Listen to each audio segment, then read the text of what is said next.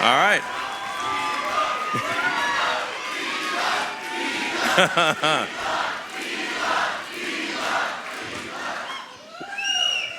Well, I'm guessing this is a pro-Elon crowd somehow. Thanks, guys. Well, thank you for coming tonight. And it's an honor to be here and be able to speak to you. And I look forward to questions and comments. It's always interesting to have that Q&A and hear what people's concerns are and answer questions. And I think these things are great. So one of the things that has been concerning me for a while, but particularly it's ramped up this year, is that there's increasingly attacks on the Constitution, and specifically there are attacks on your right to freedom of speech. There are attacks on your right to bear arms, and without the right to bear arms, the Second Amendment is there to protect the First Amendment. So,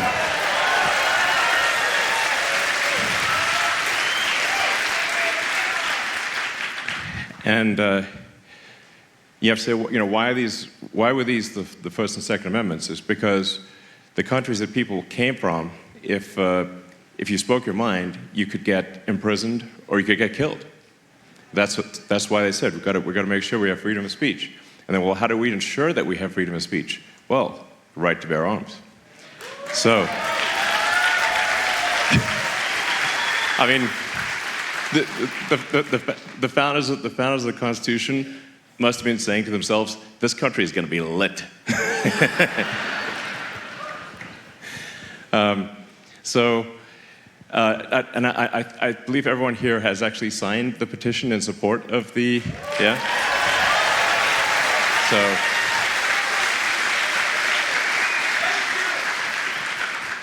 So one of the things we're doing is we want to try to get over 1 million, maybe 2 million of voters in the Battleground states to sign the petition in support of the First and Second Amendment, because I think this sends a crucial message to our elected politicians who care about the outcome in Battleground states, say, okay, wow, people in these states really actually care about these things. It's a big deal. But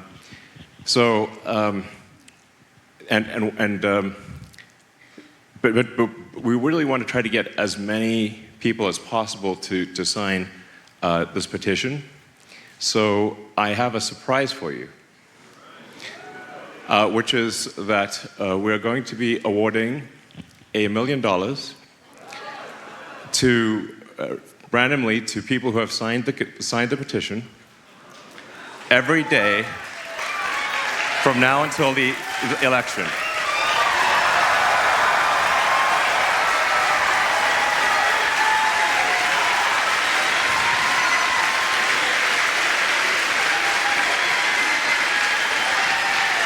So, one of the challenges we're having is like, well, how do we get people to know about this petition? Because the legacy media won't report on it. Not everyone's on X. So I figure, how do we get people to know about it? Well, this news, I think, is going to really fly. So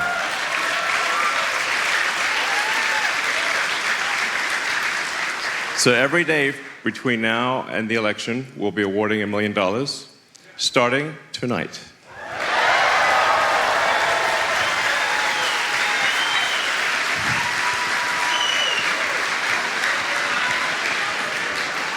All right. So tonight's person is John Dreyer.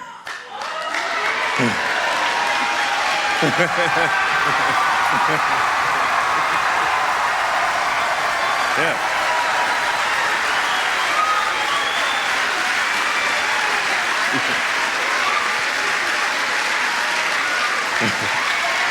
All right.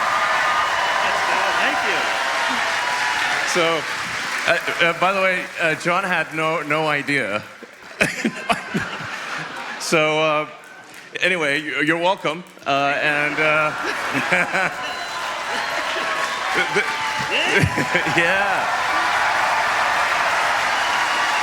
So the only thing we ask for the $1 million is that you be a spokesperson for the petition, and that's it. Really, that's it. Yeah, that's it. So wait, do you want to say anything? Yeah. Yeah, go ahead. Thanks, Elon. This is great. I'm really ecstatic. I want to congratulate you on your rocket catch last week. Big curveball. But yeah, I've been following you for 10 years. Got your biography 10 years ago, and been watching ever since. And big fan. So Thank you. All right. Well, cool. So. Yeah, so I think this is kind of fun, it seems like a good use of money, basically. We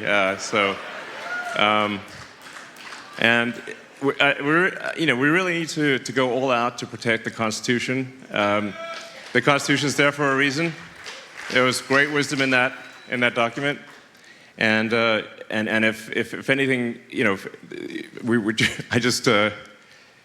it is what will save us from tyranny, and yeah.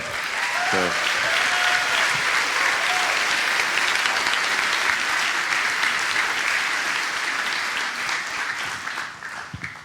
Well, let's see. So.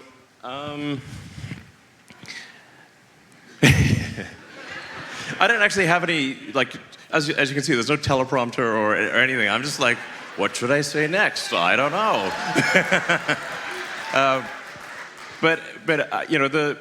It's worth reiterating why I'm supporting Donald Trump for president. There's.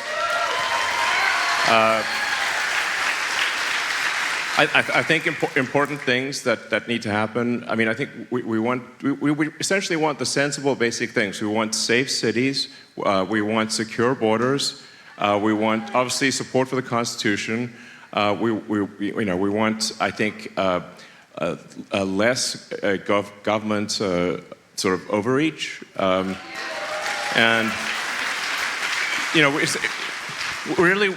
I think we want to restore freedom to the people, so that your individual liberties are prized, and you get to do what you want to do, and you're not sort of overregulated to death, which is kind of what's happening.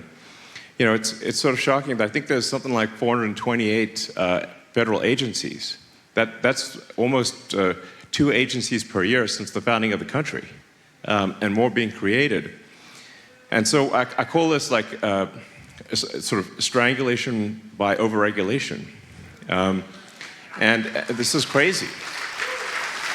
So I think with the Trump presidency, we have a real opportunity to reduce the size of government, to have a sensible regulation, and really free the American people to do what they want to do. So.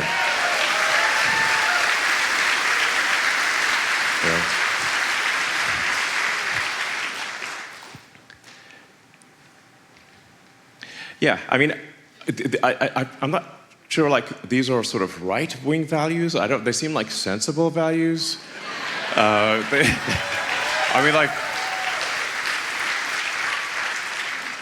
In fact, I find it strange that these are even question marks, frankly. So it's just obvious things that should happen. Well, you know what? Let's go straight into Q&A, because I feel like a lot of things you've kind of heard before, or people out there have heard before. And if I keep repeating myself, it's going to be kind of boring. So, better to have questions, and then the questions can lead to interesting discussions. One note I should make with respect to questions or comments, the kind of questions or comments you want to have are things that you think the public would be interested in hearing. So it's sort of, what would people out there be interested in hearing, hearing me answer or hearing you say? And that's the way to kind of think about the framing of the questions. Please go ahead. Hey, Elon, BJ Werzen, absolute honor to meet you tonight. First, I just want to say thank you for your leadership. We all really appreciate what you're doing. It's absolutely amazing that you're even out here doing this. Absolutely. Well, I really appreciate that. I mean, the reason that I'm doing this is because I really think we're at a fork in the road of destiny, and this election is an absolutely crucial one. I have not been politically active before, and I'm politically active now because every instinct that I have tells me that this is a fork in the road of destiny. So you obviously are interested in Pennsylvania, and there's even a rumor that you might want to invest in Pennsylvania. That's true. Actually, I spoke with yeah. Well, my first question is, would you want to go halvesies with me on the Pittsburgh Pirates? We could really piss off Mark Cuban. No, the real question, yeah. You're a numbers guy, you're looking at the numbers. Yeah. What are you seeing here in Pennsylvania and others that's giving you encouragement, and what are you concerned about? Well, I'm very much encouraged by the enthusiasm that I see. Obviously, in the crowd tonight is incredible energy and enthusiasm. It's like, it's heartening. It's really heartening. It encourages me because sometimes I wonder, is there enthusiasm? Is there energy to make things happen? Because sometimes, like our biggest issue is often apathy. Is that if the people that could vote just actually voted, then Trump would win for sure. So a lot of it is I think convincing people who sometimes feel like the vote doesn't matter or it's all rigged or whatever that actually the vote does matter. And if there's any election in their lifetime that they're going to vote, they should vote in this one. This one, it really is a big deal. So, I really want to encourage people out there to this is a one-time ask. Just go out there and talk to your friends and family and acquaintances and people you meet in the street and convince them to vote. Obviously, you got to get registered, make sure they're registered, and make sure they vote. This is a big one. This is a really big one, and I've never said that before. So this one you got to go all out, all out. Yeah.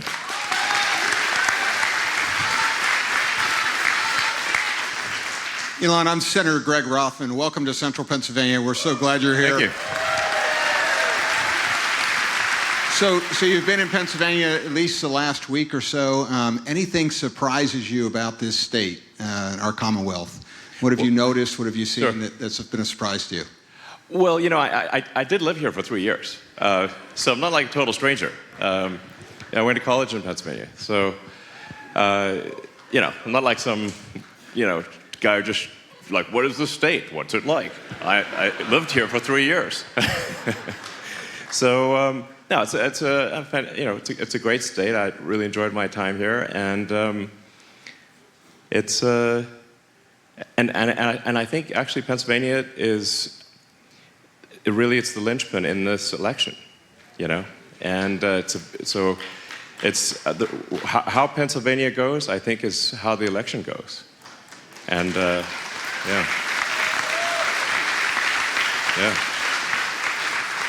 Elon, my name's Chandi. I'm one of the pastors here. Thank you for hosting your town hall here at Life Center in Pennsylvania.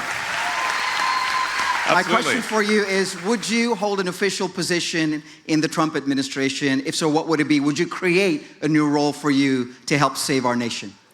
Well, yes. So I've had many conversations with President Trump, who is very much aligned in thinking that we need significant government reform. We need to get the government out of people's lives, really. and have America be the land of liberty, which is that is what has made America great, is the land of liberty and opportunity.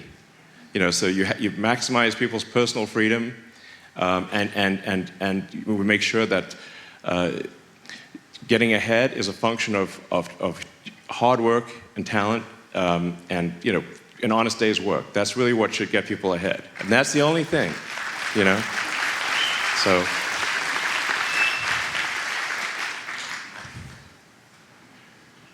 Hello, Elon. Jarrell with Genuine Assets. Welcome to Pennsylvania again.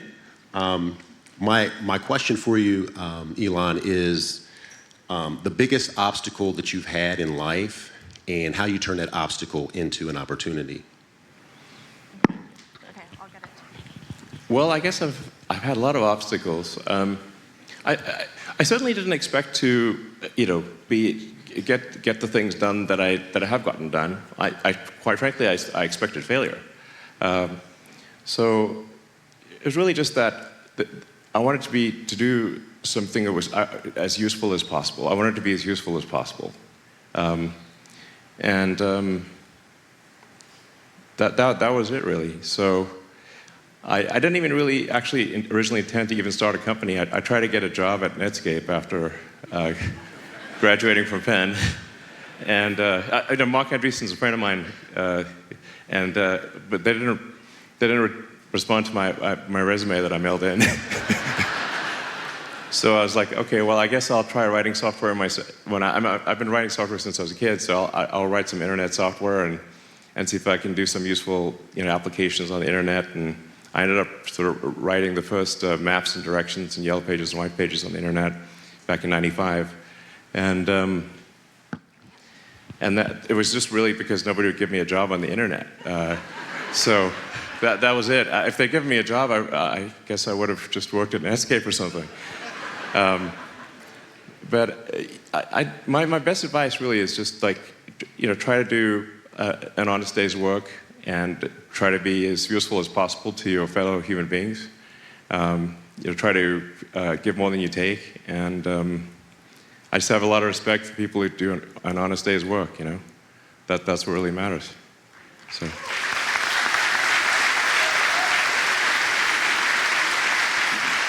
How's it going, Elon? Good to see you. My name's Josh. I'm worried about kids in a big way. I grew up in Wyoming County, up north, small town area, real conservative. Got a education at Penn State, economics. And it really turned me away from my father and our small business that we had. I was basically raised to take it over. And I did once I graduated, but it kind of imploded afterwards, about a year. And I moved to California, and I didn't know what really happened. We got in a big argument, and I had to go. It was freeze, so flight happened next. Explored homosexuality, considered transitioning to a female, and wow, this is quite the journey. Yeah, and I think that there's a big problem with education that is having people. I guess my question is, what are other things we can do besides the impact that we can have on the Department of Education to help confused children that are trying to know who they are and how they can fit into their community and be productive? Sure. Yeah. Well, I think there's well, what I think. I mean, what I see is that there's like a tremendous amount of propaganda being pushed on kids in schools, and it's I think it's just messing with kids' heads. I mean, anyone that goes through puberty, it's going to be an identity crisis. Going through puberty, it's normal kind of to have an identity crisis, really. And I think we should tell kids if you're confused, that's okay. It's coming of age. We shouldn't steer them in a particular direction or convince them of something that they're not. It's okay to go through an identity crisis. Everyone does. But I think what I see in schools is that they tend to send kids down paths that they wouldn't actually go down because they're being pushed down that way by the teachers, and by the propaganda that's pushed in the schools. So.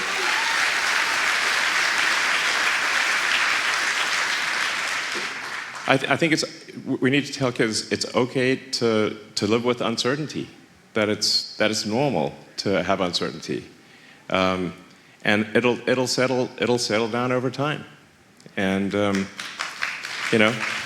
and don't make any permanent decisions, like decisions that can't be reversed. So I think we definitely should not have any sort of sterilization of kids, below 18. That's no good.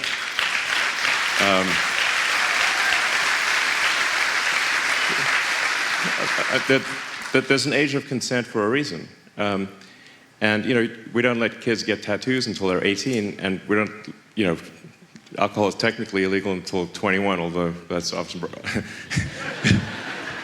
observed in the breach. But we just want people to not make decisions when they're young that make them unhappy as an adult. That's really what it comes down to. And I think you want to say we want to optimize for people's long-term happiness. But that means making sure, like I said, that there are no irreversible changes during a kid when a kid has an identity crisis, which every kid has, and that's totally cool. And so my opinion is we should just tell kids when they're going through puberty and an identity crisis, that's totally normal. And don't get too stressed about it. And things will settle out how they settle out. And, that's the right thing to do.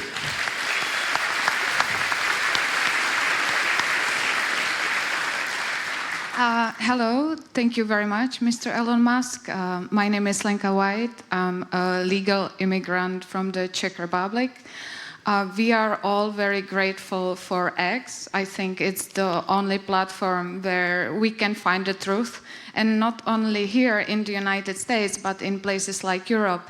My question is, what is your vision on the future of the media under Harris versus under Trump, how it would look like, and can the legacy media still earn the trust back, and what would happen to X, of course? Thank you so much.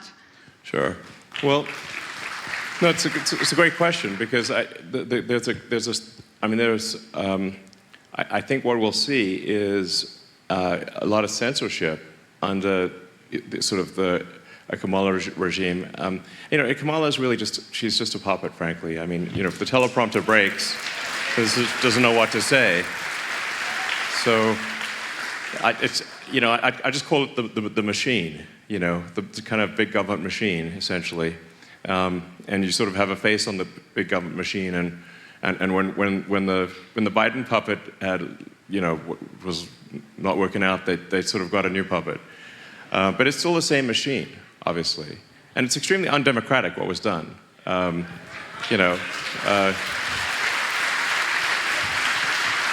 It's bizarre and hypocritical to claim that Trump is somehow a danger to democracy when what happened with Biden being removed as the candidate was incredibly undemocratic. Yeah. So it doesn't make sense. But there's clearly a strong push for censorship under the guise of fighting disinformation. But really, disinformation is a propaganda word.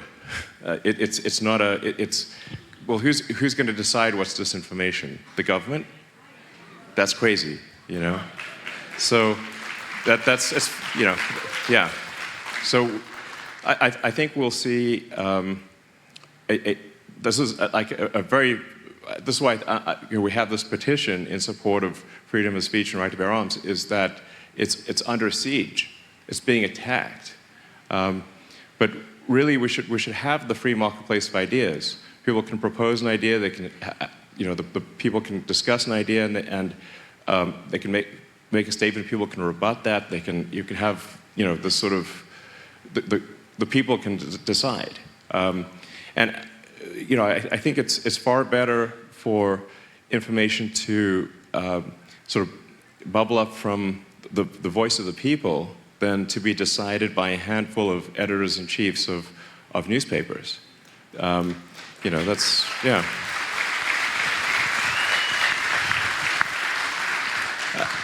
I mean, the sort of, the biggest point of manipulation that occurs in the media is not when the media says something that's false or misleading, but because they do that, but their choice of narrative. What are they going to talk about? Is that's by choosing to focus on one thing and not focus on another thing, that they're sort of steering what information the public receives. Whereas I think the right thing is that the narratives that are important should be the narratives that the people as a whole think are important, not what a few media oligarchs think is important. So, yeah. But they sure like controlling information. So I think if the Kamala machine wins, then we'll see. I think severe censorship is what's going to happen, and that's why I think this is the last election. Yeah. Thanks to you, Kamala is not going to win. I'm Chet.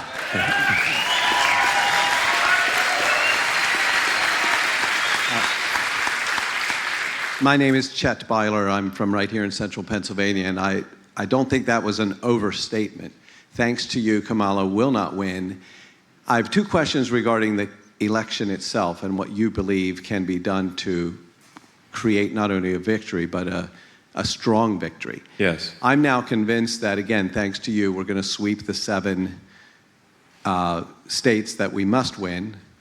But I also hope we could pick up New Hampshire, New Jersey, and Virginia.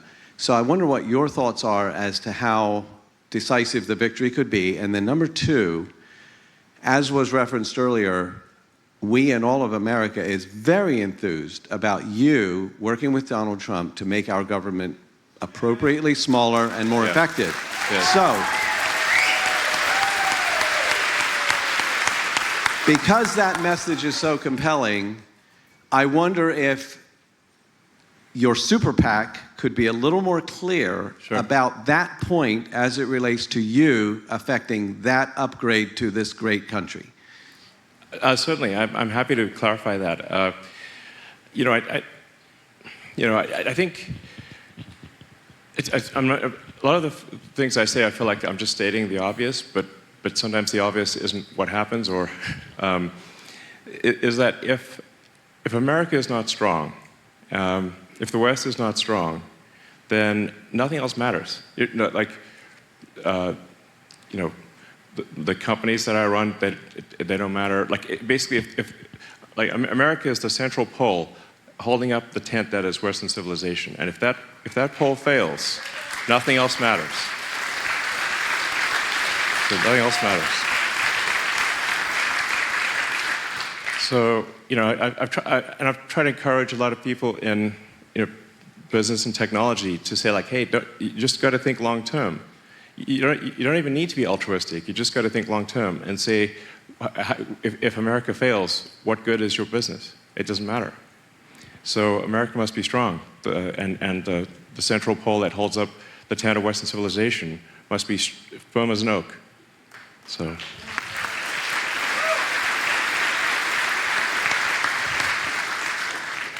Hi, Elon. My name is Joselle, and thank you for saving free speech. My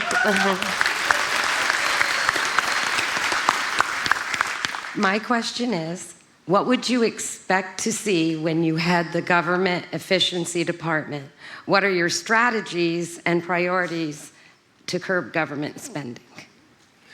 Well, I've had some exposure to government spending because SpaceX does have a lot of government contracts. There's a lot of work for NASA and for DoD, Intel, and whatnot. And so I've actually seen just the level of waste that happens. And if you talk to people in the government, they actually agree. Yes, this is very wasteful and inefficient.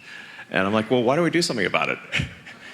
But really, in order to do something about it, it has to be a mandate from the top. And if the president is, if we have a great president like Donald Trump, who is willing to make major changes, and it's difficult because the system will fight you. The system is not going to be like, oh yeah, no, totally, we're totally happy being smaller. that will not be, like the sort of antibody reaction of the system will be quite severe. I don't think it's going to be, they're not going to, like it, basically. But you have to have that mandate from the president. And we need a real president, not a puppet, The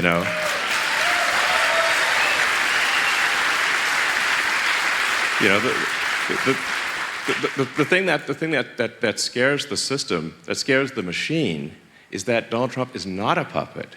He's a real person, and he's not beholden to anyone. And that's why you see sort of, that they're trying to kill him, And, I mentioned as a joke, I meant it as a joke, that no one's even bothering to try to kill Kamala. Because there's no point. There's no point, is what just get another puppet, So I'm not suggesting someone should try to kill her. It's pointless. But I'm just saying, I'm just making an observation. Nobody's bothered. Why is that? Because it doesn't matter. Yeah, assassinating a puppet is pointless. So, yeah.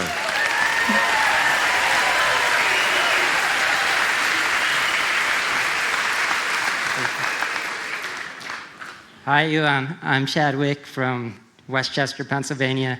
And I think more people are voting for Trump than ever before. It's historically been Democratic. I wear my Trump hat and walking around, people come up to me all the time, all races, all sexes, and they're like, cheers, let's go. Let's I was go. just like, let's go. Yeah, MAGA. exactly. All right, so. MAGA, loud and proud, let's go. Yeah. I encourage people to put Trump Vance signs on their lawn and wear MAGA merch. Because a lot of it is like people, a lot of people they actually would like to support Donald Trump, but they aren't sure if anyone around them does too. And a lot of people, so you got to sort of, if you sort of kind of plant the flag, then people are like, yeah, I see other people are doing it, then maybe I will too. So, 100%. Yeah, thank you for doing what you're doing. 100%. Thank you for what you're doing. Thank you for standing up for Trump and putting your voice out there, because it's really important. Seeing your face, the richest person in the world, that's you. So thank you for that. Yeah. I just said I built some companies that do a lot of useful things, and as a result, the stock's worth a lot. So that's kind of what happens. It's like, but in terms of personal expenditures, I do not live particularly, I don't have like a yachts or islands or anything like that. I just work, So.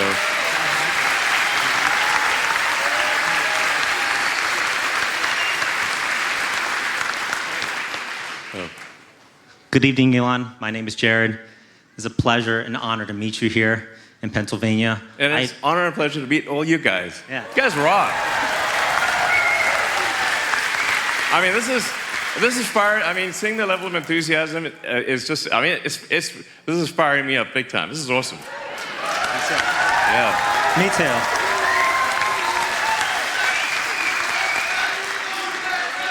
too. USA. USA, absolutely. I have a two-part question. Part A, okay. I admire your authenticity as well as Donald Trump and truly wanting to make America great again, giving up whatever you need to just do the right thing, even if it's unpopular. Yeah. With all the government spending that you keep talking about on X, do you believe that in combination with the Department of Government Efficiency, with Donald Trump's policies, do you think we can reduce the U.S. national debt that's currently at under $36 trillion? And part B, is that after you do it? We have to.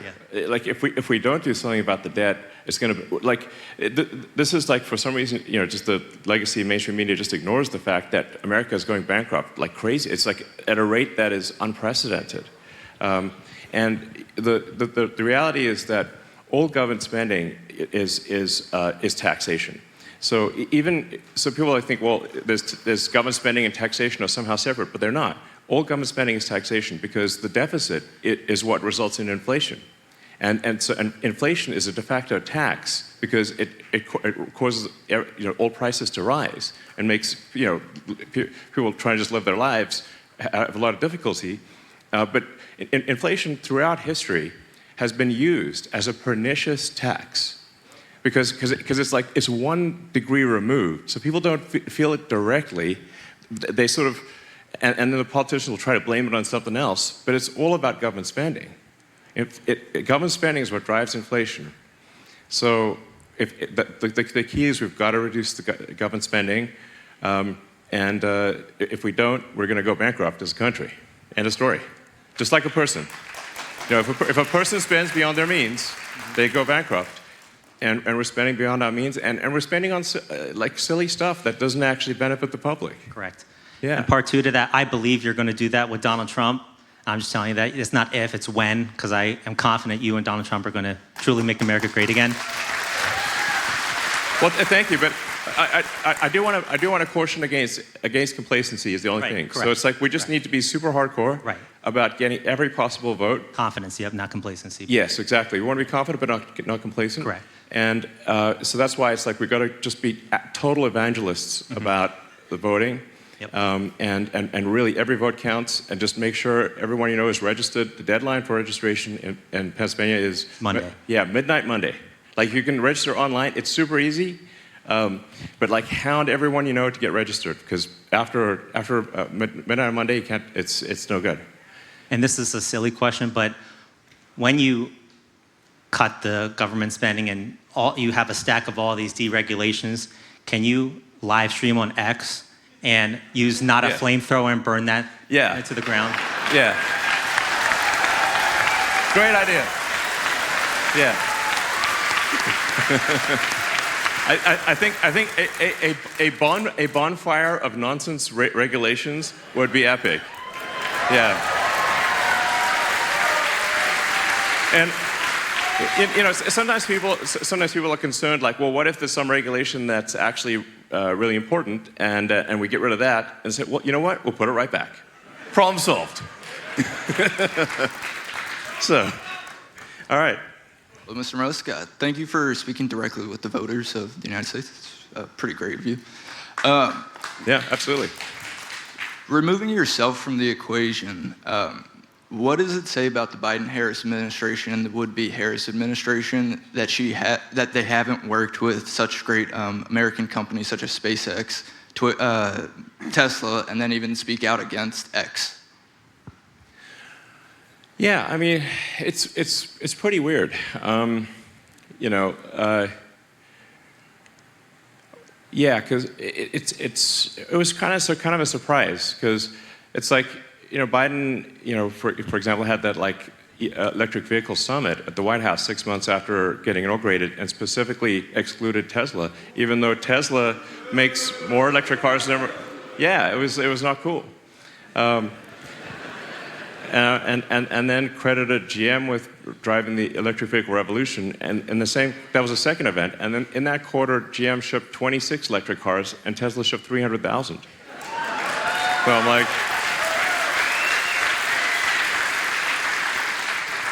and you know, Tesla's at this point about 140,000 people. It's like there's a lot of blood, sweat, and tears from 140,000 people working hard to make great electric cars. You know, to be sort of cold-shouldered like that for no reason, it's like, what's the deal? You know, that was wrong.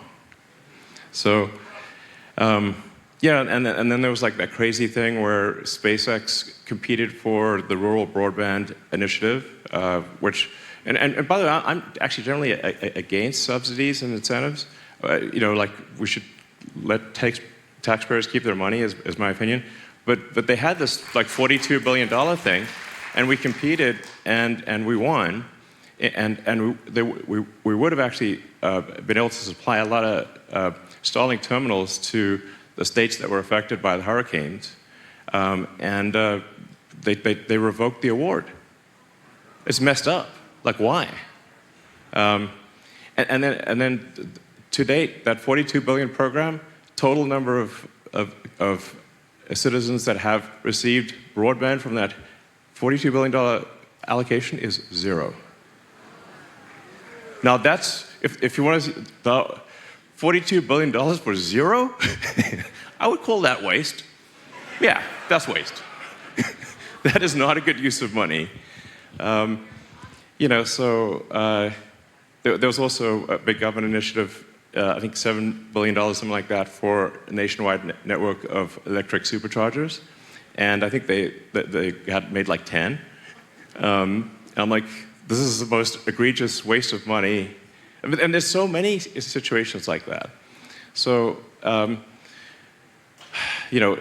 it just goes to like bureaucrats and consultants and nothing gets done. And it's wasting your money, which is crazy.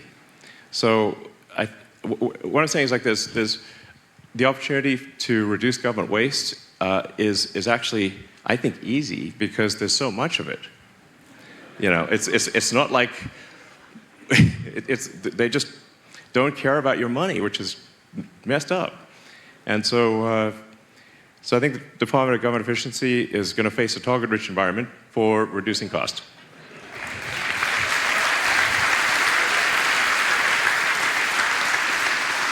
Hi, Elon. I've been waiting years for you to join the MAGA movement, so we're so glad you did. Yeah. I guess my question is, you keep repeating that most of these things we believe in are common sense, and I really feel like they are. Yeah. Do you have any woke friends, and how do you deal with them? Well, I have been red-pilling my friends like crazy lately. So I've fewer and fewer woke friends. At least they're still friends, but they're not woke. I think where the sort of the sort of good interpretation of the woke movement is that we want to have empathy for our fellow human beings. And of course we want to have empathy for our fellow humans. I strongly believe we should care about humanity and we should care about the future. But we need to have empathy that is deep, not shallow. Shallow empathy is caring about criminals, but deep empathy is caring about the victims of the criminals. And so why do we have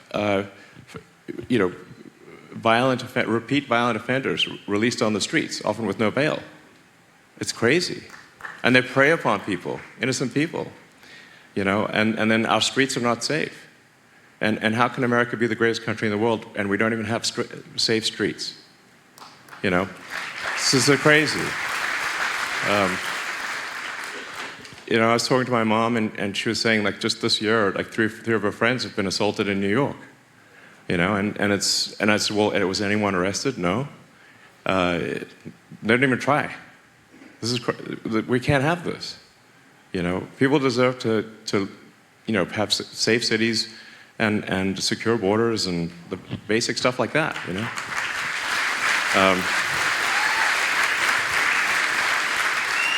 Yeah. So I think it's. I do feel that there's a shifting of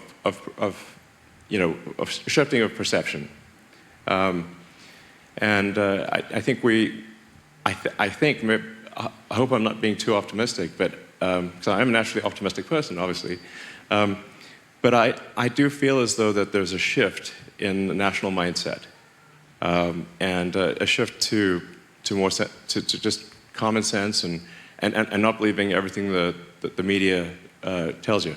And I think actually in the U.S. people are starting to realize that the legacy media is just a propaganda machine, and in Europe they still believe the news. So we got to work on Europe. they still think the news is real. But here, thanks to X and just people being, I think, maybe a bit more aware and having an actual free speech constitutional amendment has helped Americans, understand what is actually real. I do find it remarkable, like just how sort of coordinated the legacy media is in their talking points. It's absurd. Kudos to those who put together the compilations of where all of the talking heads will say the same thing, word for word. Yeah, and they'll say the exact same thing, but I mean, I think the propaganda is not even good, frankly. It's not even entertaining, so the week before the Biden-Trump debate, every media organization was saying that Biden sharp as a tack. It's the exact same words: sharp as a tack, sharp as a tack, over and over again. Then it became obvious to the public that he was indeed not as sharp as a tack. But then immediately the legacy media pivoted to knifing Biden and anointing a successor.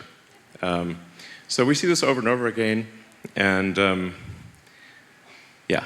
So anyway, but that's why we need to have the voice of the people, and that's why I felt it was necessary to acquire Twitter and.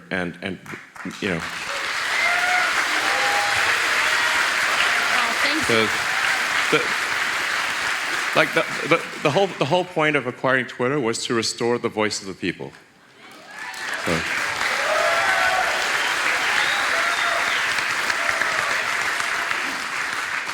And it's important to note that while the far left activists that used to control Twitter obviously did extreme censorship of voices on the right, there has been no censorship of voices on the left.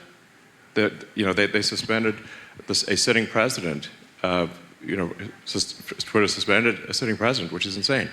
But there's been no suspension or censorship or shadow banning or anything of anyone on the left. So it's a level playing field.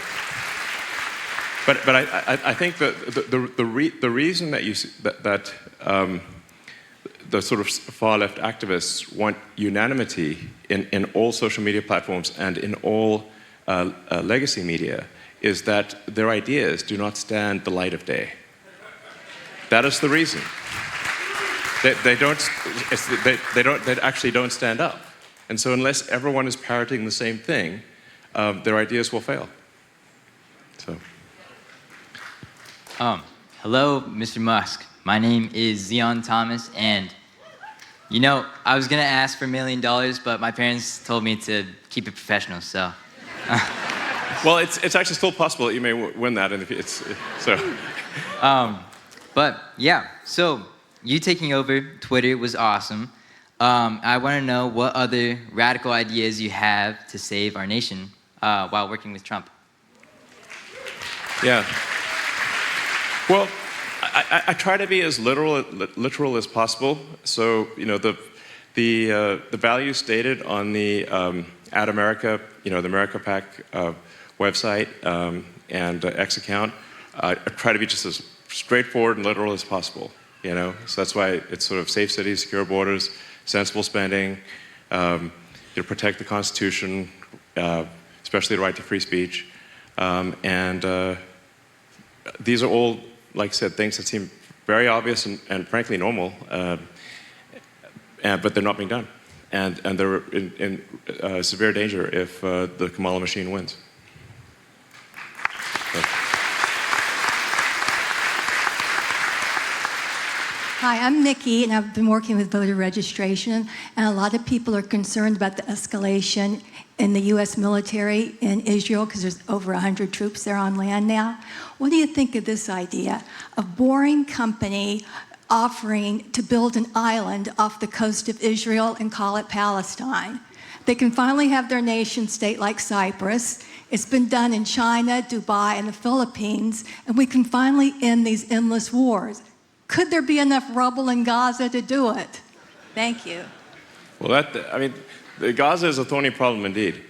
You know, the Middle East has been an area of contention, well, for thousands of years. I would say that I do not know the solution to that difficult situation there. I'm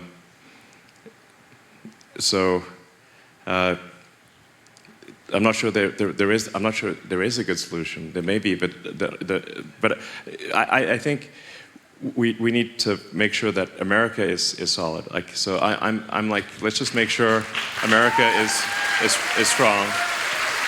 And you know, I do think we interfere too much in what other countries do. And a lot of our attempts at regime change, in fact, the success of the State Department in achieving regime change is terrible. I mean, you know, so there's all this effort spent, like, all this money spent trying to affect regime change in various countries, but failed in Cuba, failed in Iran, failed in North Korea, failed in Russia. Where were the successes? But a lot of people died, and a lot of money was spent, but what good has come of it? So I think we should interfere with other countries a lot less.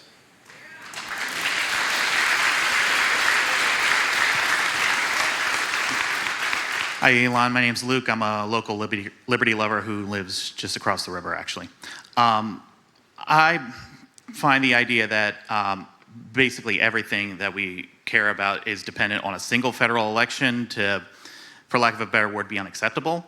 So what I and some colleagues of mine have talked about is decentralization and localism, specifically nullification at the state and local level of the federal Leviathan. Yeah.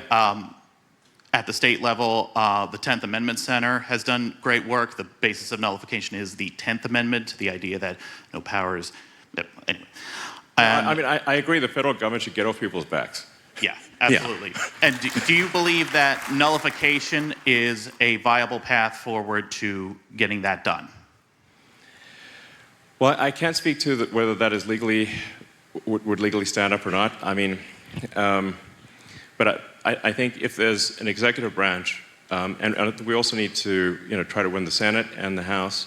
But if there's you know, a consensus that the federal government should do less and restore power to the states and to the communities, which I think should be the case, then I think we can make that happen.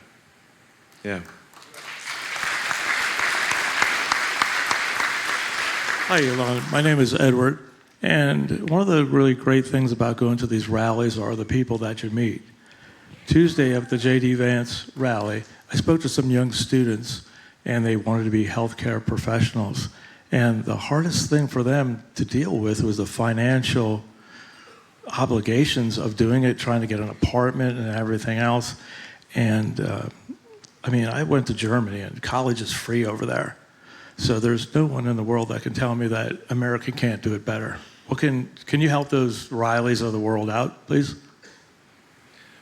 Well, I think that there are a lot of issues with college education. It's gotten very expensive because the administrative portion of colleges and universities has grown dramatically compared to the educational portion. So if you say, like, how much is actually spent on teaching people? Very little. So I think that you've got these sort of administrative groups that far outnumber the actual number of professors, and like there isn't actually a need for college to be so expensive. It should be far less expensive, but the sort of bureaucratic creep and the administrative burden have grown dramatically over time, and that is what has caused college to be so expensive. It doesn't make any sense. So, yeah, but there is. I mean, if we do sort of make college free, we have to be careful about that because then it's open season for wasteful spending at universities. And like then, however bad it is now, there's going to be even worse in the future. I think we need new universities to compete with the existing ones, because what actually matters is how good is your education, not how much was spent on administrative BS. You know.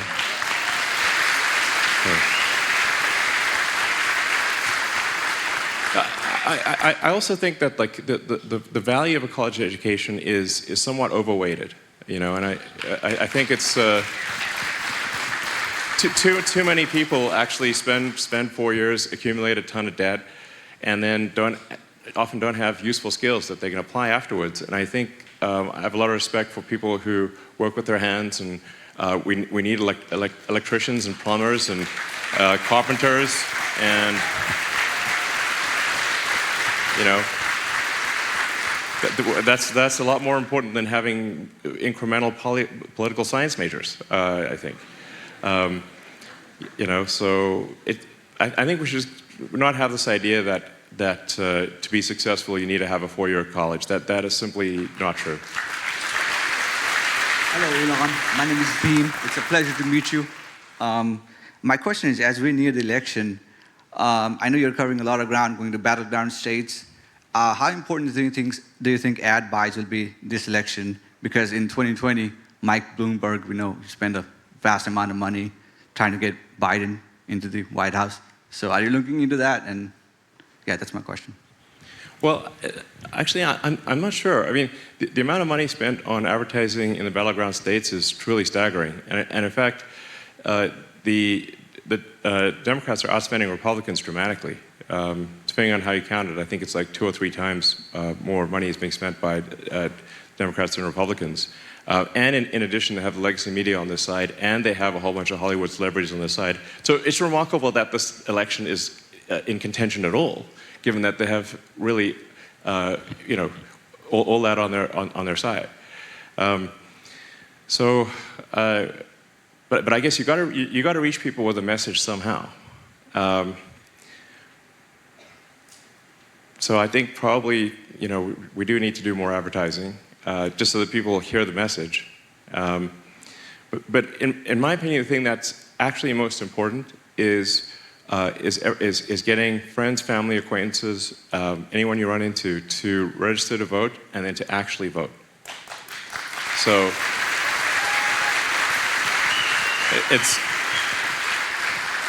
and this election could be decided by, you know, 1,000 people, 100 people. It could be a very tiny margin. So every incremental person makes a difference. And I've seen some pretty wild numbers where and I think even right now, there's a lot of people that have requested, a lot of Republicans that have requested absentee ballots, but they have not mailed them in. I'm like, guys, mail it in. Come on, just mail in your ballot. You can do it. you have it in your house. Mail it in. Now would be a good time. And if you're worried about the mail, you can bring it in person. So, yeah. I think it's very important to encourage people to vote. Like I said, I'm really emphasizing this registration point because we've only got a couple days left for registration. So that's why it's the top priority is get people registered before Monday night, and then make sure they vote. And I would recommend voting early. And then you can check to see if your vote's been received. You know, I think there should be a lot more Republicans voting early. Yeah.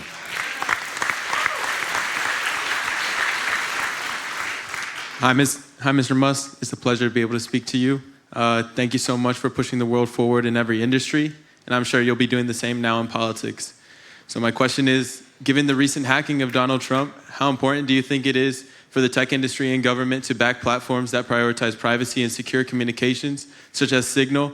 And do you see an opportunity for your companies to partner with this platform or to better protect user data or even safeguard government communications? Yeah. I mean, there's always this debate between you know, privacy and security, but I think the bias should be towards privacy. You know, I think we should not trust the government, really. We just shouldn't. So, and I'd say even if I'm in the government, don't trust the government. Like, that's it's just, you know, we've got to protect the privacy of citizens and you know, and make sure that people really have their liberty and they're not being spied on or, you know, manipulated. So, you know, yeah. So I think we need to make sure that there are not like back doors and weird things and where the government can, you know, spy on and potentially, you know, take action against people. Yeah. Hey, Elon. My name's Ron Blauk. I'm from Harrisburg. Before I ask my election question, I just have to tell you that I accidentally caught the launch and catch of both sections of Starship on live, and it was breathtaking, which I know everyone in here knows, but I want you to be acknowledged for the level of inspiration that you're creating worldwide. I was cheering in my office, like watching this thing go down, and so thank you for that. No, you're most welcome. I mean, I think yeah. I mean, it certainly inspired me, and that's a testament to the incredible work by the SpaceX team.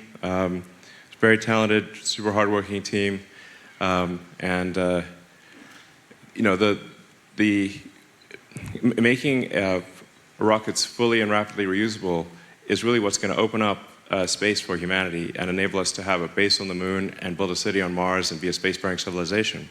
So a lot of people don't realize, like, the difference between like an expendable rocket and a reusable rocket is like 10,000%. It's literally, at least. You can think of it just the difference between, you know, what does it cost to, you know, fill up a car versus buy a car. It's the same difference for rockets. You know, if a new rocket is needed every flight, that's super expensive and difficult. But if you only have to refill the rocket, it's dramatically cheaper, just like it is for a car or an airplane. Understood. Pulling that off and doing the catch and the landing in the ocean was just so stellar. Yeah. All right, so my question is on election night 2020, I sat down to watch the returns and I watched them steal the election. All right, I saw it live, watched it all night, okay? If you were watching it then, you knew at 9 o'clock when Fox declared Arizona that it was going down, and that was the moment, okay. But even worse than that was over the next months watching the courts and the shenanigans in the courts and the lack of good representation that Trump had and just nothing happening because there was obviously a problem. Nothing seemed to be happening in the courts at all. And between that day and now, it doesn't look like anything has changed. And so we're about to I think the votes matter, but the count is what matters. And if the courts are corrupted, we're not going to get anywhere. And so are you participating in that? It seems as though you're aware of that. How can you help solve that issue so that we don't have that problem again? Yeah. Well, I mean, if the margin of victory is high enough, then I think it can exceed any sort of cheating that may take place. So we got to aim for just a massive margin. That's the key. It's really aim for a margin that it is impossible to have any shenanigans. But on the X platform, I certainly would invite people to, you know, if there's any voting issues, you know, if people think there's a fraud, then post the images, post the videos, post the evidence, and let's shine a bright light on. And the brighter the light, the harder it will be to cheat.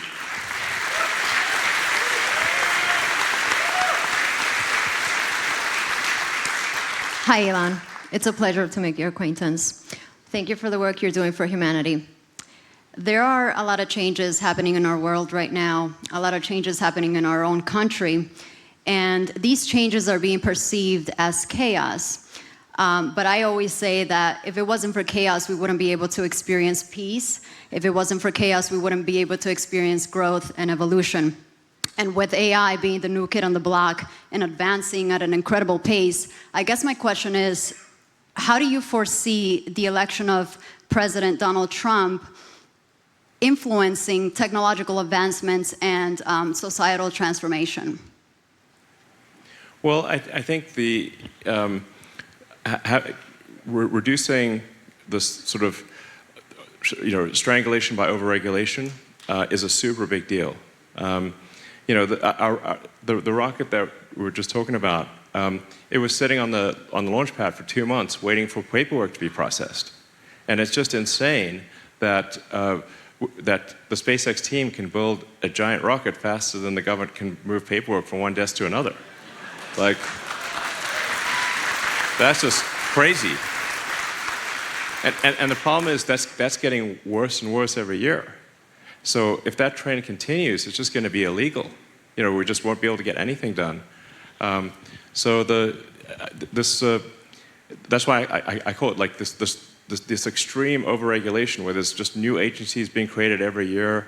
And the difficulty of getting anything done is like the square of the number of agencies involved. So if there's one agency, it's like 1, but if there's like 3 agencies, it's like 9 times harder, because they all have to meet with each other.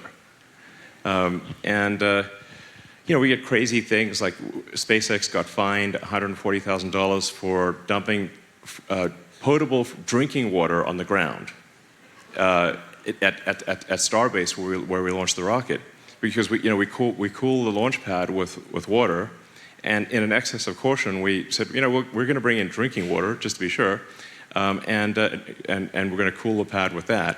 We didn't know there was a permit needed for that.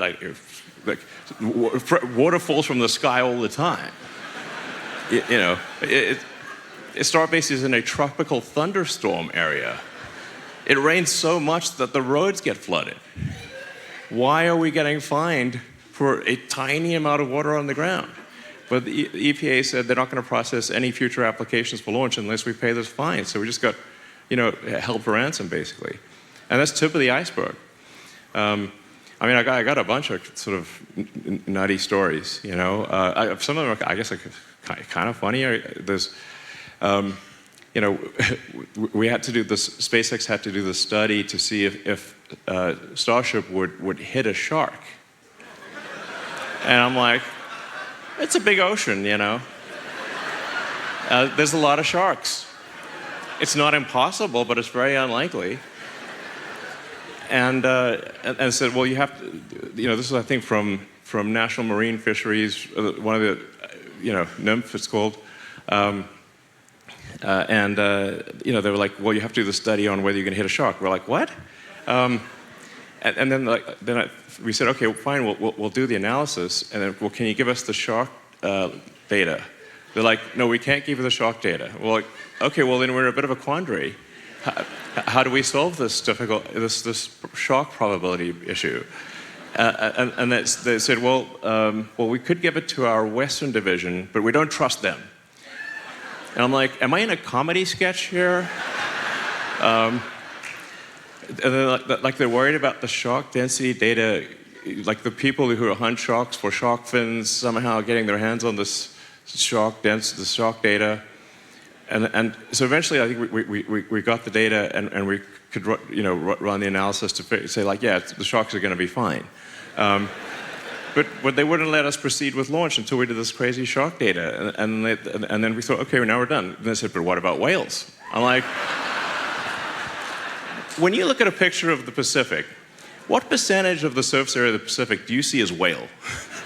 Because look at a picture, I don't see any. It's like, where's the whale?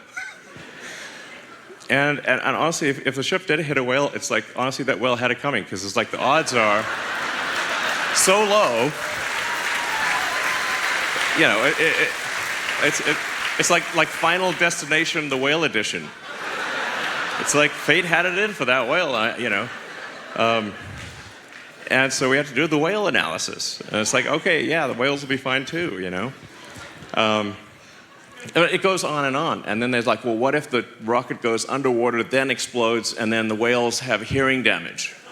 Like, this is real. This is actually, and we're like, look, if we could make a rocket go underwater and be a submarine, that would be like a feat of physics we could not accomplish, okay? This is not how it works.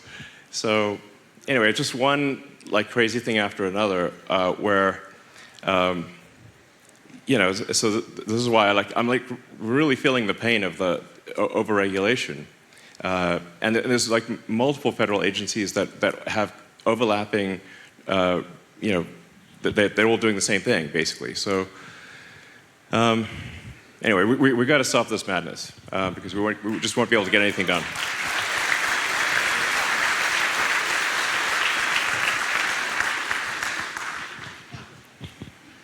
Hi, Mr. Musk. Thank you so much for doing everything that you do to try to save our republic. I am a citizen journalist. I started a small community newspaper in Strasburg, Pennsylvania, called the Strasburg Herald, to fight the fake news. That was in 2021. Since then, as you know, as mainstream media is corrupt, I frankly feel threatened, and they are sabotaging, the big tech companies are sabotaging, shadow banning, and redlining my content.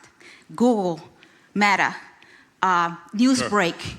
Right now, as I'm speaking to you, Meta is now allowing me to promote election ads, and I've given them everything that they needed. So my question to you is, would you consider establishing a Citizen Journalists Association, an organization that could help us fight this giant beast that we can't take on by ourselves, and provide training, a code of ethics, and protection so that we could get the work done? Yeah, I agree with you. There should not be, it should not be okay for Google or Meta or anyone else to preferentially show left-leaning media, because then how do people even know what's going on? So, you know, and it's sort of, yeah, I mean, apart from X, I mean, they're pretty much all sort of controlled by left-wing activists, and then but that's obviously, you know, unfair. It's so. I think they should be compelled to show content from all sides. They shouldn't be allowed to put their thumb on the scale and with political bias, because if they are doing that, then they're entering the political game, and then they're subject to political punishment. Well, I think there's a lot on X, and you know, we don't have the funds to protect ourselves. Yeah. Not with lawfare, you know, they can shut us down with lawfare. They can sue us for any reason, and the burden's still going to be on us to protect ourselves, to defend ourselves. Yeah, I think that this is really a situation where the federal government should be saying that if a company has like 70% of the search market, like Google does, Microsoft's got most of the remaining 30%, it's a duopoly, they have to be fair in what they show. They can't be biased, because otherwise they're, I think, falling afoul of antitrust. You know, so that's. But I think if it's not done at the federal level, I think it you know, that's the only level where you can actually exert influence on giant companies. And it's really just to say, like, hey, you've got to be fair and show, you know, and not put a political thumb on the scale. It's not right.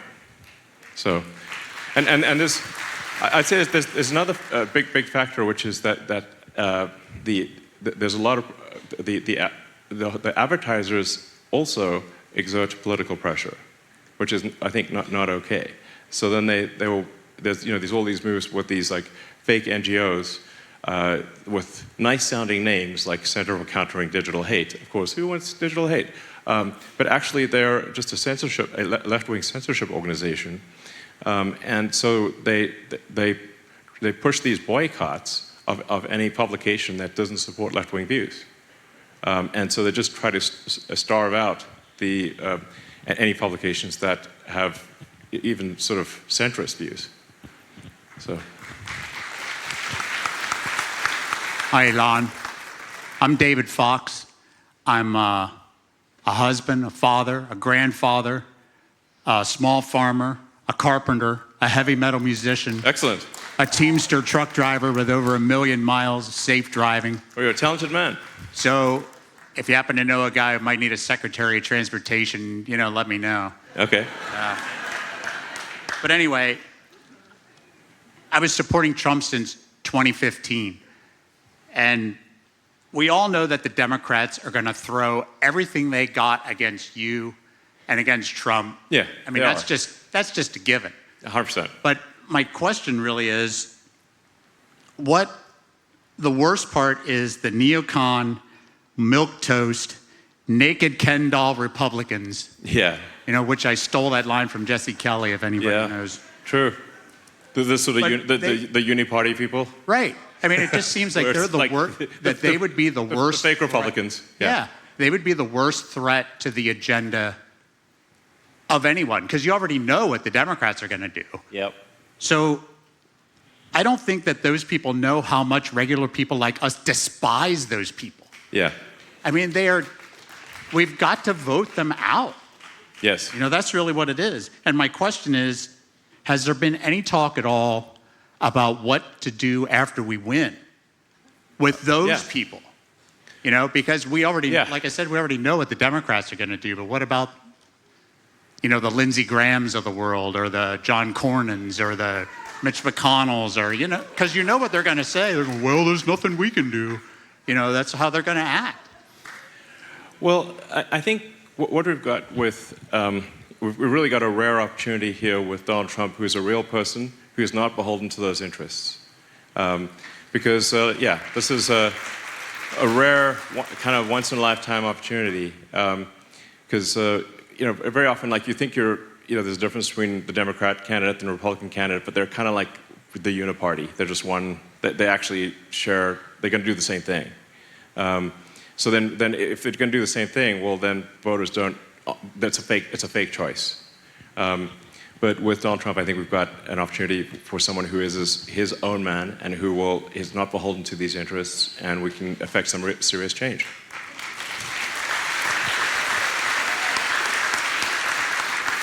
Well, hey, Elon, I know you have a burning question for me. If I'm Indian or Jamaican, I'm born in India. All right. And well, I was born in Africa. It's kind of weird, but oh, there you go. It's true. So faith, family, and freedom are my guiding principles. What are your guiding principles? And as a divorced mom, I have a 14-year-old son and a 12-year-old daughter. So could you give them the best advice you could give them as an African American? Sure. Well, I mean, my advice is generally to try to, it sounds maybe like a platitude, but it's really just, it's like try to be as useful as possible. Try to give more than you take. And I think if you're doing an honest day's work, you should be very proud of that, and that's a great thing. So, yeah. I struggle with mom jokes, so do you have a best dad joke for them? No, what I have is, I mean, dad jokes. I mean, I guess I probably, for some reason I can't remember any dad jokes right now. I have one. Yeah, exactly. I have one. Okay. What do you call a hen looking at lettuce? I don't know. Chicken Caesar salad. Okay. I mean, a friend did tell me a joke that was pretty good, which is, it's like, my roommate thinks I'm a paranoid, delusional schizophrenic. Joke's on him, I don't have a roommate.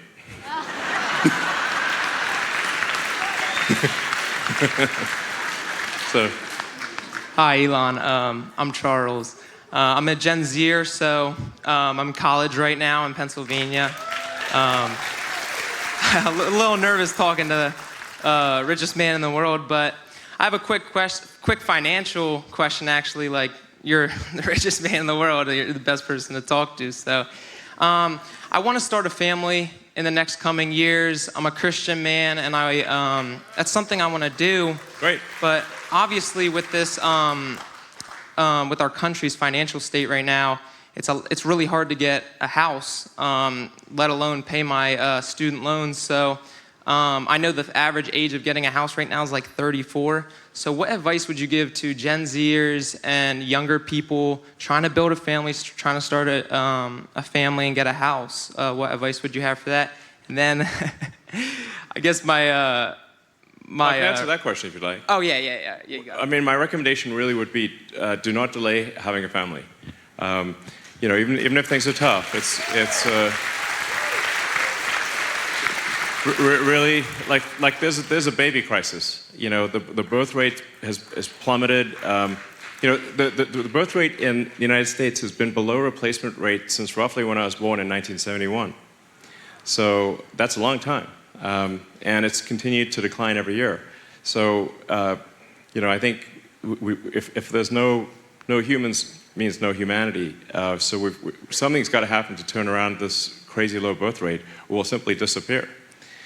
So, you know, I think even if things are financially difficult, it's still, you know, go for it with regard to a family. And then regarding housing costs, I think the thing that's driving up housing costs is the crazy overregulation. It's like so hard to build new houses, and to meet all these regulations, the regulations stifle new housing creation. So I think if we can alleviate the crazy number of regulations for houses, still want to keep them safe, then the cost of a new house should fall dramatically. So, and what was the second one? Yeah, just one quick serious question. Can I get a Cybertruck? No, I'm just kidding. All right.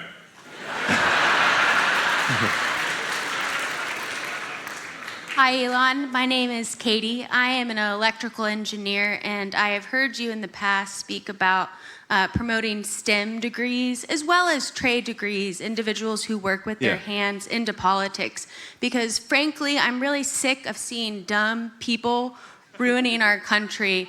And so do you have any plans with America PAC to do that? Well, yeah, I mean, I do think we need more of our talented people in America going into engineering and into technical trades and building things, essentially. We have too many of our smartest people go into law and finance, which is both a criticism and a compliment. But I think we've got too many people in America in law and finance. Not that we shouldn't have some, but we've got too many. And there should be more that are doing engineering and manufacturing and building things. That's I think, a better use of our best talent. I mean, I certainly have done everything I can to promote engineering and and building things as a career. I think it's a good career. You know, if you've built a product that someone loves, then you've done a really good thing. And so I think, yeah, more people should do that. Yeah, so. First off, thank you for this amazing opportunity. A forum like this can only exist when and where there is free speech. And thank you so much for bringing that to the forefront in this election, because it's absolutely what is on the line. So I know this is being live streamed, so if you are at home and you have not registered to vote, please do so. Please get out and vote. Vote early, and please sign the petition at the AmericanPAC.org. So thank you, but it sort of leads into my question here. Your positions on fundamental freedoms and government oversight and efficiency are well documented. Are there any other issues important to you that haven't been as widely covered, and how would a second term for President Trump be relevant to those issues? Well, I try to, like I said, try to be as clear and literal as possible. Like I said, that's why we've got certain basic priorities, like the safe cities, secure borders, sensible spending, protection of the Constitution, and all of those things are problematic today. So we have to address those fundamental issues, or nothing else matters. And like I said, I think deregulation actually will unleash a new wave of prosperity that is much greater than people realize. For people that are in the audience and out there that try to build things and get things done, you know how difficult it is with permits and one agency after another getting in the way, and it causes the prices to rise, and it stalls progress. So I think people don't quite realize just how much prosperity deregulation will bring.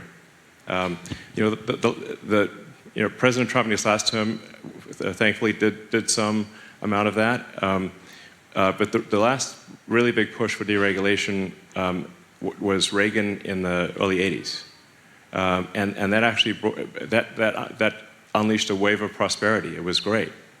They used to control like airline prices, and everything was regulated, and it was stifling progress.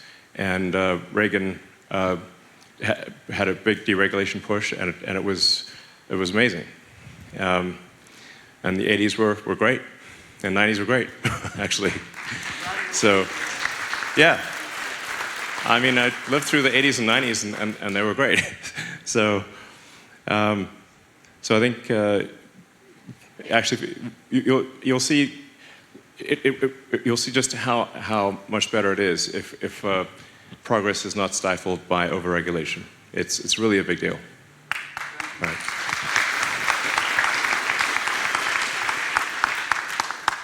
Hey, Elon. My name's Dean. I'm an engineering student here in Pennsylvania.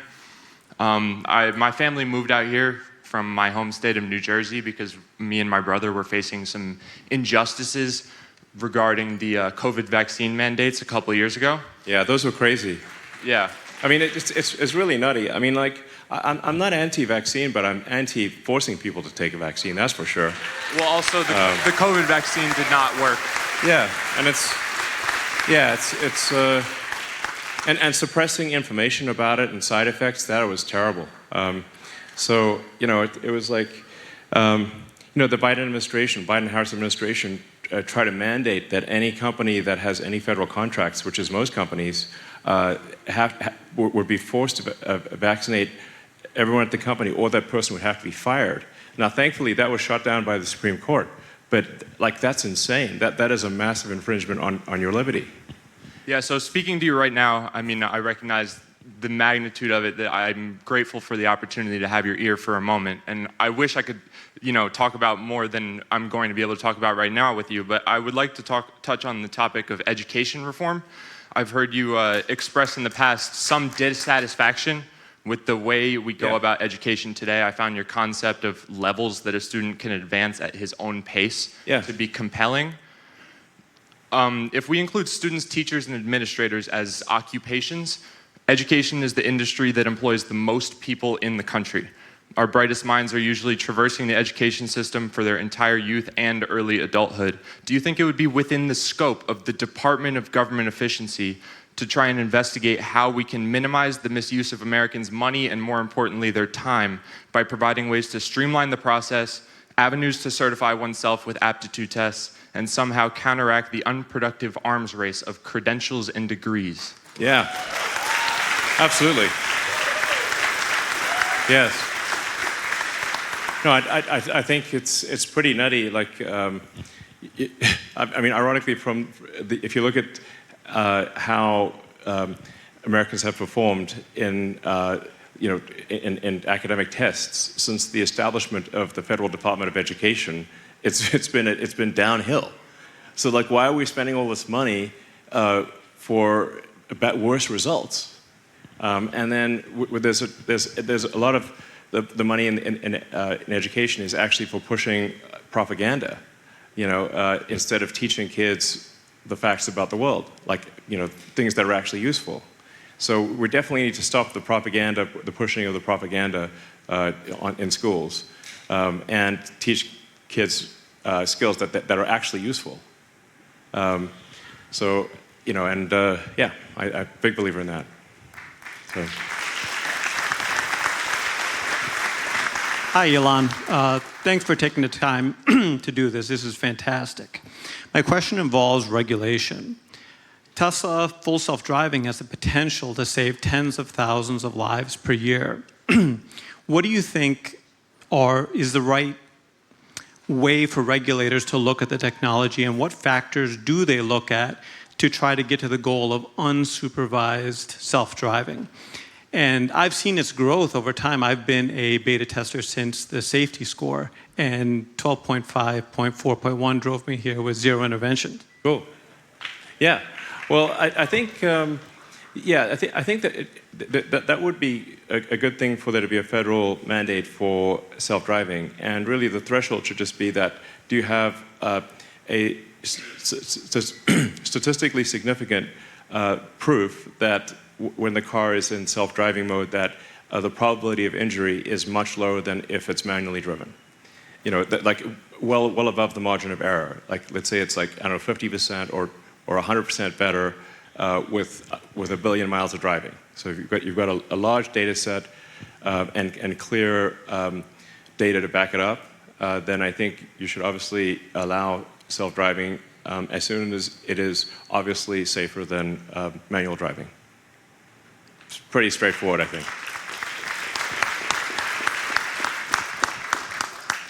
Hi, Elon. My name is Molly Hughes. I'm an engineer from Lancaster. And I just want to say thank you for all you've done for free speech. And I realize that's saying almost nothing at all in proportion to what it's meant to all of us. My question is, given that Marxist ideology is responsible for the death of 100 million people in the 20th century, why do you think it's making a resurgence, and what can we do to help combat it in our daily lives? I mean, I agree with you. It's kind of blowing my mind that, like, I thought that was a dead philosophy, but it's alive and well in a lot of our educational institutions. You know, I think part of it is that you've got a lot of colleges with these giant endowments that insulate them from reality. So you can sort of have this fake communist utopia at a university because they don't have any feedback loop to reality because they got these giant endowments and a ton of government funding too. So that allows them to be disconnected from the realities of you know, the free market. They take advantage of the free market, but they live in a sort of pseudo-communist world in a lot of these colleges. So they just don't get it. But it is remarkable, and there are a lot of memes about this, because, like, how often do we need to run this experiment? You know, it should be very obvious that the economic structure, the economic philosophy that is the good one, is the one that does not need to build walls to keep people in. You know, so it's pretty like, you know, North Korea it builds a wall to keep people in. You know, East Germany had to build walls to stop people from going to West Germany. You know, the Berlin Wall was built by East Berlin, not West Berlin. So the philosophy that has to build a wall to keep people in, that's the bad one, okay? I don't know how it's so obvious. And yet you see a resurgence of it over and over again. And if you study history, actually, even in ancient times, this was you see this cycle of you know, it obviously wasn't called Marxism 2,000 years ago or 3,000 years ago, but you have this back and forth between free market and sort of government, and free market and government, and it just seems to be the natural cycle of things. Yeah, but obviously I'm a big believer in the free market, which is, the free market is just like, let people buy the things they want to buy and let people make the things they want to make. It's not that complicated, you know.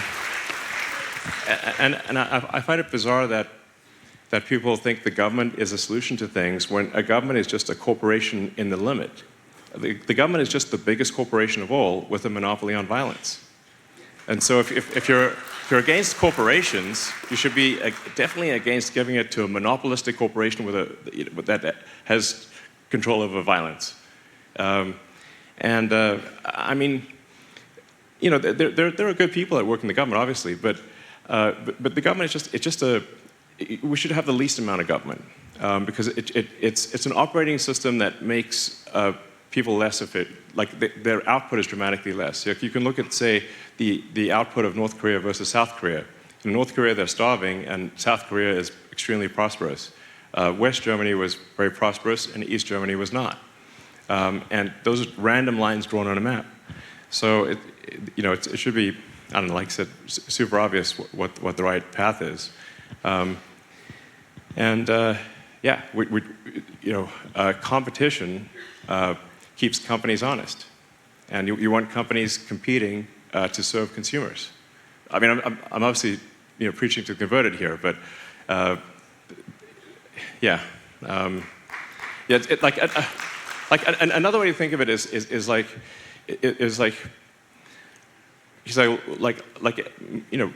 almost everyone's been to the DMV, okay? So the DMV, Department of Motor Vehicles, that's the government, and more government is just the DMV at scale. So, like, how much more do you want to give the DMV to do? I would say, like, not much, So it's, we should minimize, because it just doesn't have a feedback loop for improvement. Like, if you don't get good service from the DMV, they're a monopoly, and you can't do anything about it. Whereas if there are companies competing to serve consumers, you can switch your business to the other company. It's pretty straightforward. So, yeah. Yeah. So.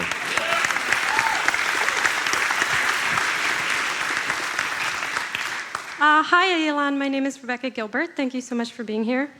My question is, what role do you think AI should play in our democratic republic?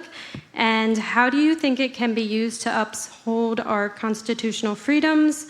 And what do you think will be the potential consequences of creating AI that is far more intelligent and capable than human beings, with the exception of you, of course? Well, I do worry about AI, actually.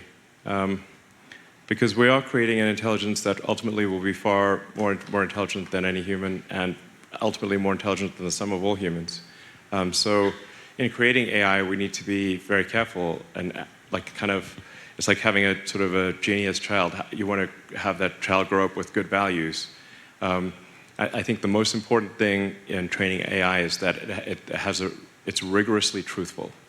Even if this is very, very important, essential. And my concern about a lot of the AIs that are being developed are that they're trained to lie, and in some cases with potentially disastrous consequences.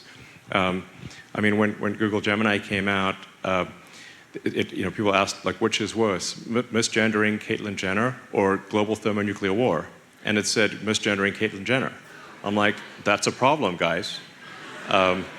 Because if this AI becomes super powerful, it could decide that the best way to avoid misgendering is to kill all humans, which makes the probability of misgendering 0.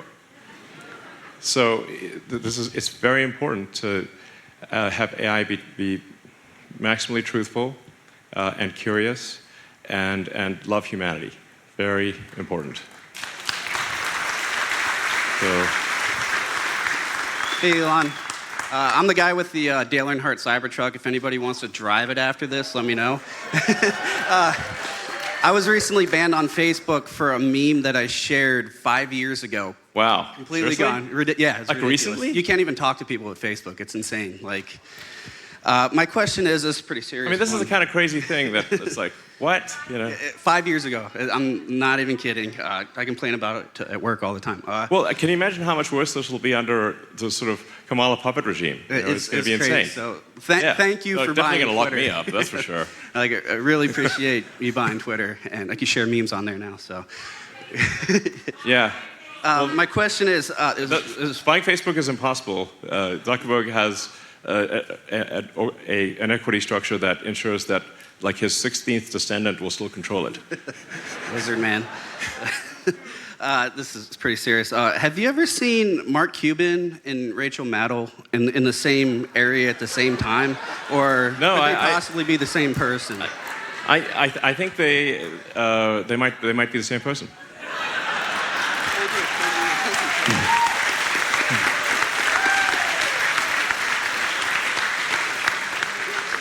Hello, my name is Leslie Lockheed. I'm a senior pastor in the Ministry of Repentance and Holiness. It's a global ministry. And I'm also here as a mother and a grandmother. And I'm also here on behalf of people with disabilities. I'm very interested in all of your different inventions. I find them very fascinating, and I'm so grateful that you have that type of compassion. And I really want to thank your mother, because I know she's been a part of that from a very young age. My mom and my sister were great. So yeah, it's they're great people, and yeah, I mean, I love humanity. I think you know, obviously we're not perfect, and we you know, people do things that are bad at times, but on balance, I love humans and I love humanity. So it's very evident. Yeah. I thank you for your compassion. And now there are a lot of different issues that are so important to me personally, and I'm sure all of you share them.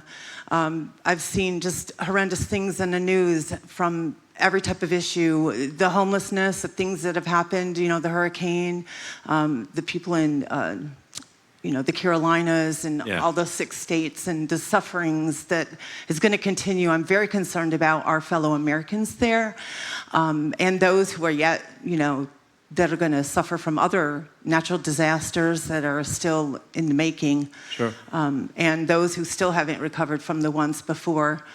So that's very important. I'm very concerned about the children and the grandchildren and the exposures that are really impressing, you know, putting impressions upon them to lead them off in the very, very extremely dangerous ways, as some of what you've touched on tonight. There's just so many that I can't even mention them all here. But I would like to also extend an invitation to you. And I extend this invitation to invite you to, because we've been commissioned all across the United States of America by the leadership in the ministry. Sure. And even President Trump, former President Trump, has sent off a letter of invitation to this man of God. And I would like to invite you on behalf of America and on behalf of the ministry to come with us this December for the Menengai 7, and to be able to meet him face to face. He is known to be not the richest man on earth, but he is the most influential man on earth. And when he speaks, everybody listens. He always trends #1 on every social media platform. So we would like to invite you. All right. Well, thank you. I appreciate the invitation. I wish I could, I guess, teleport myself around and be able to do more things. It is, I have like 17 jobs. But thank you for the invitation. All right. Hey, Elon, Neil. Pleasure to meet you and talk with you. Question about manufacturing. One of the concerns with this election cycle is bringing manufacturing back on shore. Yeah. And I'm just wondering, you have a lot of expertise with this. What do you think it's going to take to make American manufacturing great again? What's the government's role in that from your perspective? Well, as I mentioned, I think deregulation will actually be very helpful. You know, it's like borderline impossible to get big projects done. Like, you want to build a big factory, it's like extremely difficult to do in the US. So I think deregulation will help a lot with that. You know, I do think we probably need to be sensible about tariffs, and just you know, if there is dumping of goods from other countries, we probably should have tariffs that you know, prohibit that. But I think in general we should prize manufacturing in the U.S. a lot more. But I mean, America still is the second biggest manufacturer in the world after China. And I'm a big fan of manufacturing. Obviously, I built a lot of factories. Spent a lot of time on the production floor. So, and I think part of it is like, I think, I don't know, maybe manufacturing became like uncool or something. I don't know. But as I was saying earlier, we're way too many people in America in finance and law, and I think a bunch of them should really be doing manufacturing instead, you know.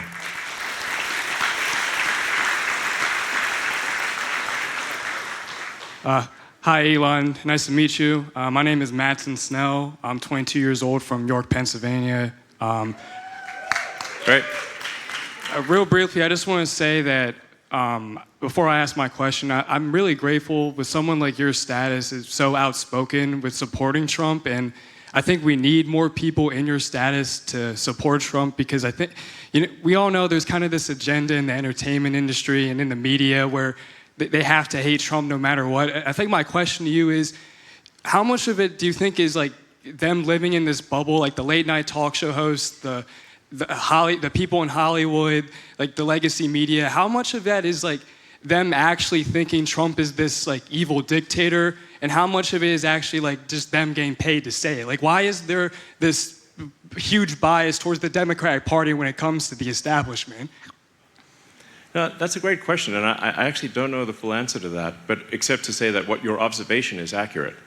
I mean, I think it's also clear that with a few exceptions, that they're really just talking heads. You know, they say whatever the teleprompter tells them to say. So you know, that's just, you know, like there's, I guess, maybe we have too much concentration in media in the country. This, you know, media is controlled by a handful of people, and kind of their political views filter down to whatever the, you know, their companies that they own or control, what they believe.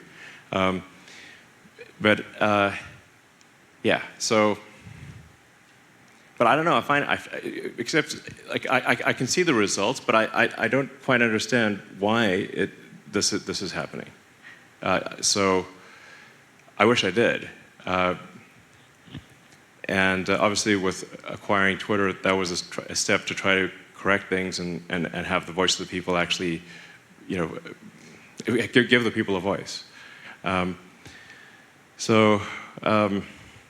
like if you look at, say, contributions by journalists over time to the Republican or Democrat Party, you know, if you go back, say, 20, 30 years, it was much more balanced, where there would be, I don't know, a third of journalists would donate to the Republican Party, 2/3 would be Dem, and now it's like 5% of journalists donate to Republicans, 95 are, you know, donate to Democrats, which obviously leads to a tremendous amount of bias.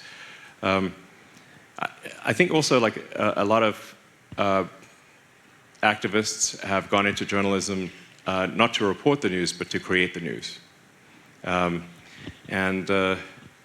I say, like, well, where does that come from? I think probably that comes from what they're taught in schools.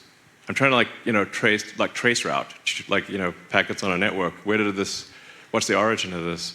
And I think if people are taught, you know, BS propaganda in schools, then they want to, and they're told that this is the thing they should go out in the world and push. Then I think it starts with the education system. I think, you know, and certainly that is a thing to be addressed. So.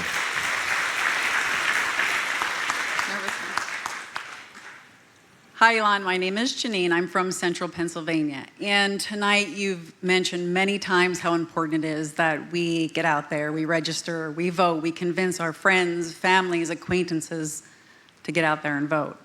In my orbit, I have too many people that just refuse to vote for Trump because his personality isn't appealing to them, but they say it much more colorfully, of course. Yes, yes.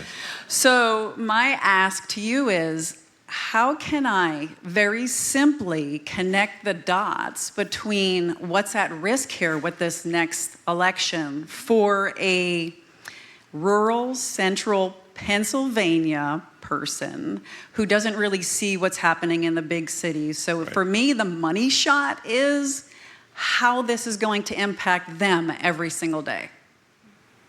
Right.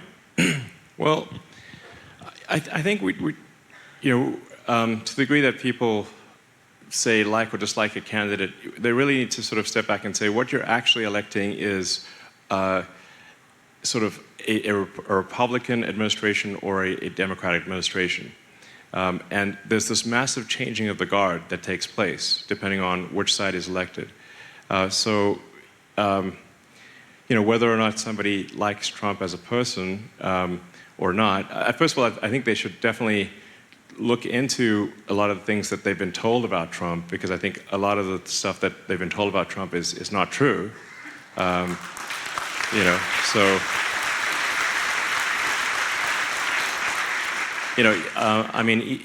in the presidential debate, Kamala had the nerve to push the Fine People hoax, claiming that Trump was pro-Nazi, which is insane. And in fact, in the speech she's quoting, he actually condemned Nazis in the strongest possible terms, and yet she still pretended in that presidential debate that he endorsed Nazis.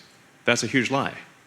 And so if somebody's under the impression that Trump is like somehow pro-Nazi, even though his son-in-law is Jewish, and he has Jewish grandkids, which would be pretty bizarre, then you can say, like, actually, that's a hoax. And now, I'm not. By the same token, I'm not trying to claim that Trump is a flawless individual. I like him personally, but we have to look beyond that and say what are the important policies that will ensure that the country is on the right track. I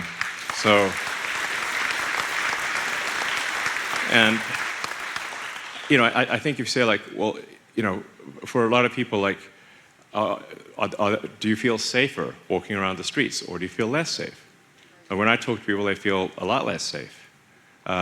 Do you feel comfortable with an open border policy where anyone can come across, even if they're a serial killer? Well, no, that's very uncomfortable, actually. Do you feel that we should preserve the Constitution? I think, yes, we should. Freedom of speech is very important. If you say, like, well, do you agree with these policies? I think the answer is, I think for a reasonable person, it's going to be yes. And then it's like, well, then you need to sort of look past what you believe the individual, whatever flaws you believe the individual has, and say that there are larger issues at stake than what you may think about the individual, which also may be wrong. What do you think about the individual? So, my view about this election is that I think this is most likely the last real election, because what I see happening is that the Dem administration is bringing in vast numbers of illegals deliberately into swing states. The numbers, if you say, like, over the past 3.5 years, I think it's like there's like a 500% increase in illegals in swing states. What a coincidence.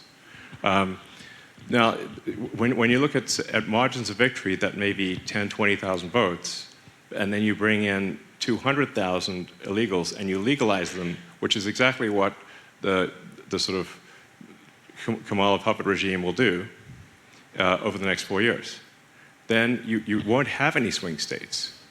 Every state will go blue, and then we don't have a democracy. We will be a single-party state. And they're doing it in Pennsylvania, big time. So that's why I think if Trump is not elected, I think this is the last election where we have a two-party state. And yeah, so.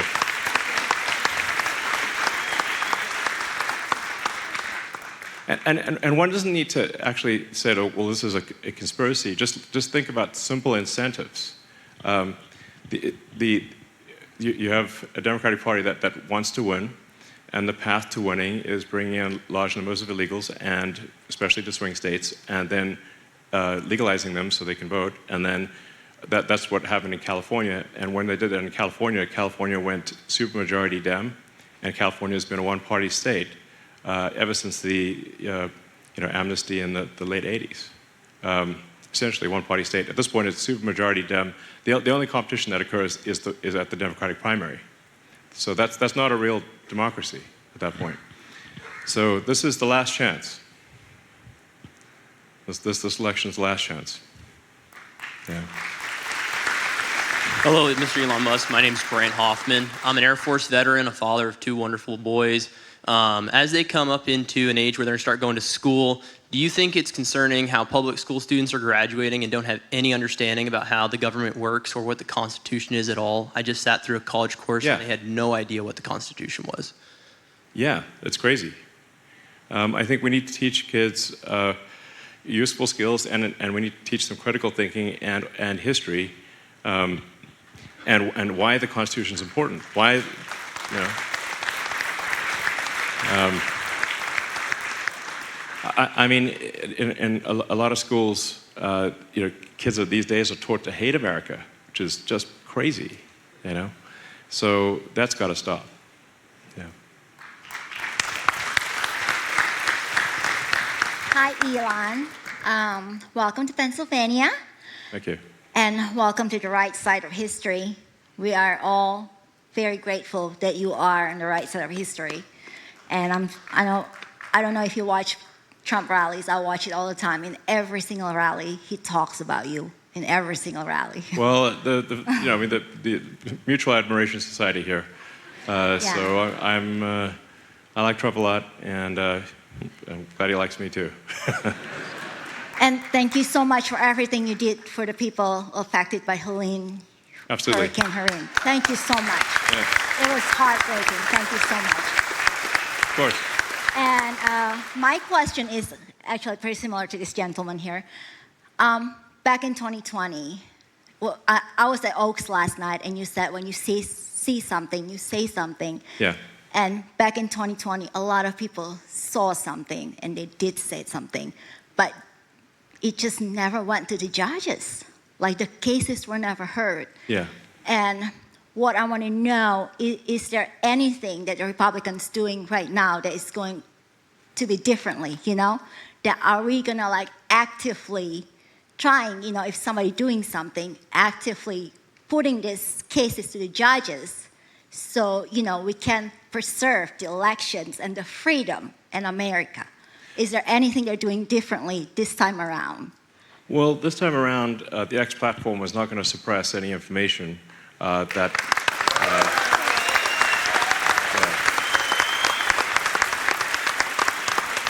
So, you know, and if there's any evidence of election fraud, post it on the platform and be as loud as possible. And if you got put as much evidence as possible out there, and let's shine a big light. And the brighter the light, the less, the harder it will be to cheat. So, all right, I'll take a few more questions and then call it a night. Hi, my name is Rebecca, and I just wanted to say thank you for, I don't know, like going in front of people and like being sort of awkward. You know what I mean? No, well, I mean, yeah. like I have. These are real-time questions. This is obviously unscripted. So it's like I have to like think for a second, like, oh, what? I don't always have a great answer because I just heard the question. So I'm autistic, and join the club. As a girl, yeah. Growing up as a girl on the spectrum was definitely super hard because we kind of, whatever, it doesn't matter. But my whole question is about AI. Okay. Essentially, I feel like there's like 2 ways you could like develop AI where it could become sentient. And if you sort of like develop AI to become sentient and it's like a programmed thing, you're basically creating like a slave. So therefore, my question to you is, would you be able or willing to promise to only develop AI into like a sentient being like through a simulation of like human existence so that it can actually experience what it might feel like to be a real human? And speaking of the simulation, perhaps that's what we are. Perhaps we're the AI going through the simulation. Yeah. And with that, our consciousness level could possibly be related to, like, it could be like correlate directly to the amount of tech that we're allowed to have. So if you want to like move past combustion, perhaps we have to like work on the inside of humanity, which is like developing the actual consciousness first. Yeah. I'm not sure how to answer that exactly, but I think the most important, I think we're developing digital superintelligence. We want to make sure it it is, results in a better future. I do think probably at some point the AI will be sentient or indistinguishable from sentience. So